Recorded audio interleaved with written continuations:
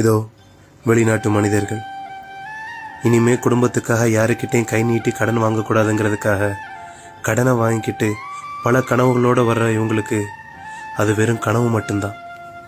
எப்படியாவது வெளிநாடு போய் ஒரு 2 வருஷத்தில் கடனெல்லாம் அடைச்சிட்டு குடும்பத்தோடு போய் சந்தோஷமாக இருந்துருவோம் அப்படின்னு நினச்சிட்டு கனவோடு வர்றாங்க. அந்த வாங்கின கடனை கூட அடைக்க முடியாமல் கடனுக்காக மட்டுமே இன்னும் அவங்க உழைச்சிக்கிட்டு இருக்காங்க. அப்படி உழைச்சிக்கிட்டு இருக்க இவங்களுக்கு இந்த ஊர் உலகம் கொடுத்த பேர் என்ன தெரியுமா? கடன்காரன். அங்கே தன்னோட குடும்பம் பசியோடு இருக்கக்கூடாதுங்கிறதுக்காக பசியை கூட பொருட்படுத்தாமல் ஒருவேளை சாப்பாட்டை சாப்பிட்டு ஒரு நாட்களையும் கழிச்சிக்கிட்டு இருக்காங்க. உனக்கு என்னப்பா, நீ வெளிநாட்டில் வேலை பார்க்குற அப்படின்னு சொல்கிற அவங்களுக்கு இது எங்களுக்கு கிடைச்ச சாபம். ஒரு பழமொழி இருக்கு, திருடனா பார்த்து திருந்தா விட்டா திருட்டே ஒழிக்க முடியாதுன்னு. அதே மாதிரி தான் எங்களுக்கும் கடவுளாக பார்த்து ஒரு வழி காட்டாட்டா எங்களுக்கு வேறு வழியே கிடையாது. இப்படிக்கு வெளிநாட்டு மக்கள்.